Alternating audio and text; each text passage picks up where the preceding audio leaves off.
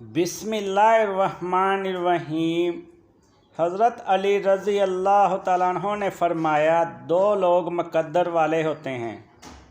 एक वो जिसे वफ़ादार और मुश्किल वक्त में साथ देने वाला दोस्त मिल जाए, वो मुक़द्दर वाला होता है। और दूसरा वो शख्स है जिसके साथ माँ की दुआएं हों।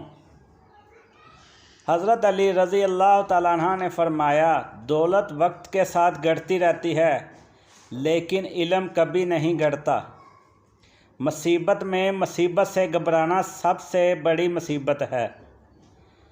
कर्ज़ ग़ुलामी है और इसका अदा करना आज़ादी है। बहुत बड़ा गुनाह है कि तुम वो बात कहो जो तुम खुद नहीं कर सकते। सबसे बड़ा फ़ख्र ये है कि तुम फ़ख्र ना करो। मोमिन की खुशी चेहरे पर और गम दिल में होता है। यकीन की नींद शक की नमाज से बेहतर है। गुनाह छोड़ना तौबा करने से आसान है। अक्ल सबसे बड़ी दौलत है। जब अक्ल पुख्ता होती है तो आदमी की गुफ्तगू कम हो जाती है। दोस्तों, वीडियो अच्छी लगे तो चैनल को ज़रूर सब्सक्राइब कर लें।